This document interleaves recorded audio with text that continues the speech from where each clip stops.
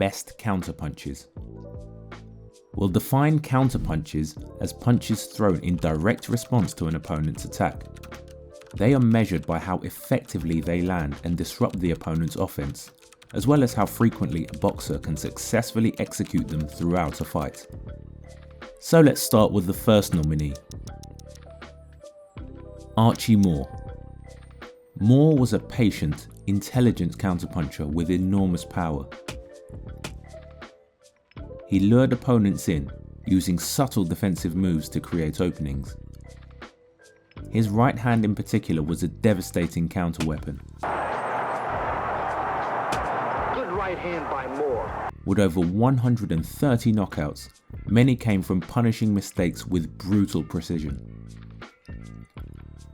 The second nominee is Canelo Alvarez. Canelo's counterpunching is textbook perfect. He can counter from any position, off a roll, off a slip, or off a pullback. Body down, a combination. While his combinations often steal the limelight, his counters are often the key to his fights, making opponents hesitant to throw. Straight right hand from Canelo to the body as well. 68-66 Canelo. The third nominee is Ezzard Charles. Charles's counterpunching was built on technical mastery and sharp reflexes. He had a great cross counter from a bladed stance. His counters carried enough sting to stop attacks and shift momentum instantly. The fourth nominee is Floyd Mayweather.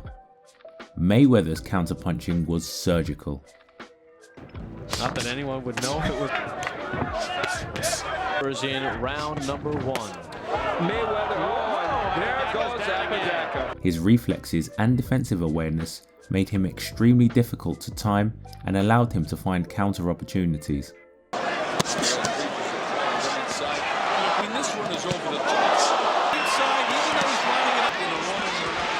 He was especially great at baiting opponents to get them to throw, then countering them with precision.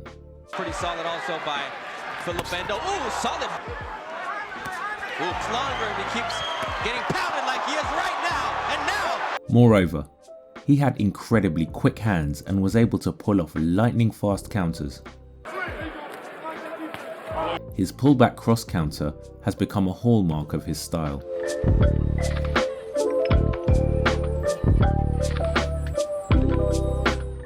Our fifth nominee is James Toney. Toney had matrix-like counters. Hard to believe looking at him now. He could counter from any position and with real intent. But his greatest counters came from his shoulder roll. He was able to not only counter off the shoulder roll, but to do it with devastating shots.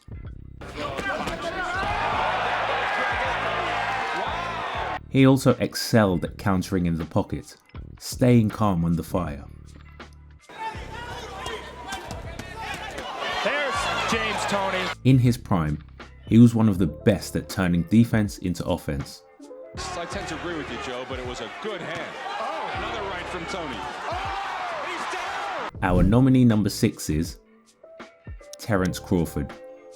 Crawford is a master of countering in both orthodox and southpaw stances. Then he's able to set up his combinations. Oh, he scores a knockdown! He uses his sharp timing to punish opponents as soon as they overcommit, often slightly pulling back to evade the shot.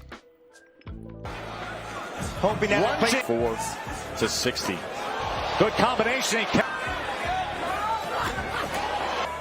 There are the body punches. 28 at Crawford for the moment. There's the overhand right and another combination. His ability to set traps makes fighters walk into his punches. Many of his knockouts come from perfectly timed counters.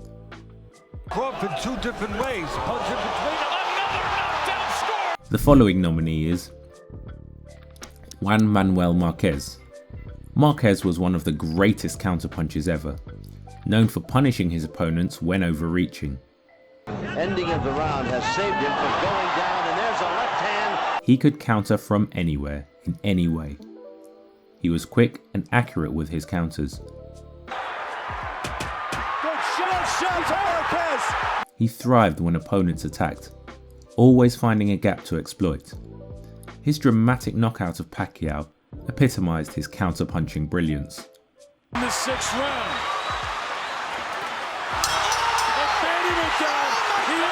Next up is Ray Robinson. Robinson's counters blended timing with devastating power.